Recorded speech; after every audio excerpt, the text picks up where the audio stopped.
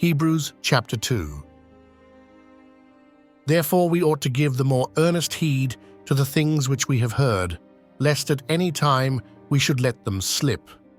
For if the word spoken by angels was steadfast, and every transgression and disobedience received a just recompense of reward, how shall we escape if we neglect so great salvation, which at the first began to be spoken by the Lord, and was confirmed unto us by them that heard him, God also bearing them witness, both with signs and wonders, and with divers miracles and gifts of the Holy Ghost, according to his own will? For unto the angels hath he not put in subjection the world to come, whereof we speak. But one in a certain place testified, saying, What is man, that thou art mindful of him? Or the Son of man, that thou visitest him? Thou madest him a little lower than the angels. Thou crownedst him with glory and honor, and didst set him over the works of thy hands. Thou hast put all things in subjection under his feet. For in that he put all in subjection under him, he left nothing that is not put under him.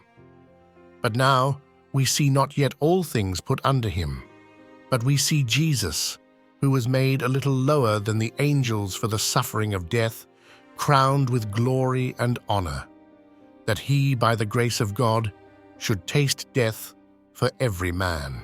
For it became him, for whom are all things, and by whom are all things, in bringing many sons unto glory, to make the captain of their salvation perfect through sufferings. For both he that sanctifieth and they who are sanctified are all of one.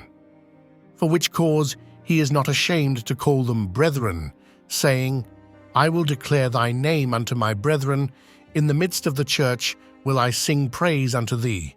And again, I will put my trust in him. And again, behold, I and the children which God hath given me. For as much then as the children are partakers of flesh and blood, he also himself likewise took part of the same, that through death he might destroy him that had the power of death, that is, the devil, and deliver them who through fear of death were all their lifetime subject to bondage. For verily he took not on him the nature of angels, but he took on him the seed of Abraham. Wherefore in all things it behoved him to be made like unto his brethren, that he might be a merciful and faithful high priest in things pertaining to God, to make reconciliation for the sins of the people. For in that he himself hath suffered being tempted, he is able to succor them that are tempted.